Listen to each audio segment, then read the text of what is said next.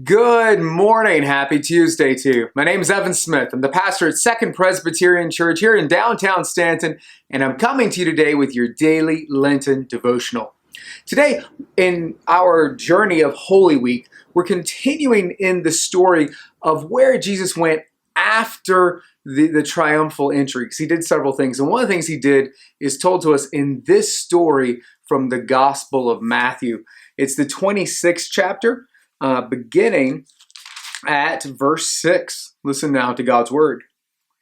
Now, while Jesus was at Bethany in the house of Simon the leper, a woman came to him with an alabaster jar of very costly ointment, and she poured it on his head as he sat at the table.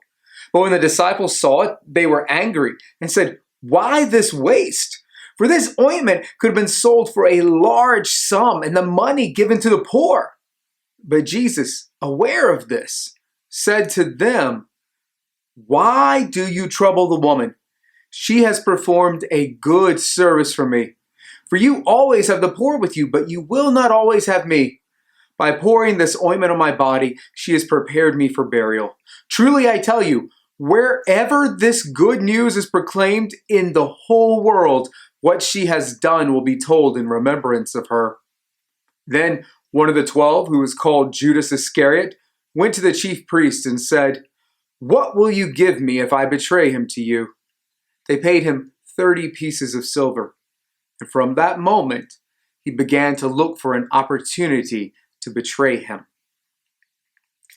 This story that Jesus said will always be remembered and told wherever the good news is proclaimed is actually in all four Gospels. So Jesus is of course, right. And it's a very, very prominent story. Other Gospels tell us that this oil, this ointment, was worth almost an entire year's salary. And so what this woman did was definitely wasteful by common standards. I mean, as guests would come into a home, people would often, because, bathing was not exactly like, the thing that everybody would do every day. People would smell. It's a hot arid region, all that. So they put like a little perfume on them as they came in. It was just this kindness. And she put like this whole jar, what seems like this tremendous waste. And as I think about that and what would inspire that, all I can really think about is this woman who loved Jesus and wanted to honor him and wanted to give something to him. But what do you give the Lord of the universe? What do you give the guy who not only has everything, but made everything? And she said, "I'm just going to give the thing of greatest value that I have." And she poured this whole jar on him. And the disciples were angry and they saw it and they said, "What waste?" And Jesus is like, "Hey, don't trouble her. What she did, it was beautiful. It was a beautiful thing she did for me." And then right next to that, Matthew puts the story of Judas betraying Jesus for 30 pieces of silver. And that number is not incidental, by the way. In the law, 30 pieces of silver was what you had to pay if your animal accidentally killed someone else's slave. In other words, it was the lowest amount of money that could be given as restitution for the loss of human life.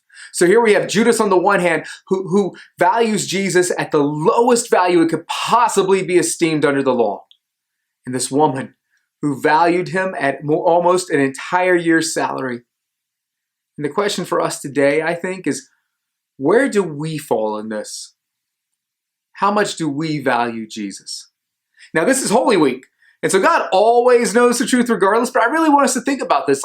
What value do we ascribe to Jesus? What are we willing to give? Are there any things where we've drawn a line in the sand and said, "Jesus, this is where I come no further"? Would you go anywhere God calls you to go? Would you give anything God calls you to give? Are you even willing to ask?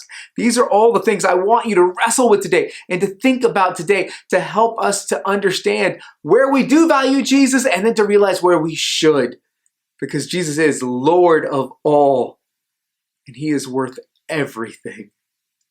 And that is your word for the day. I hope you enjoyed this. If you did, please click the like button, maybe even share it on your own page. Thanks a lot. Have a great day and goodbye.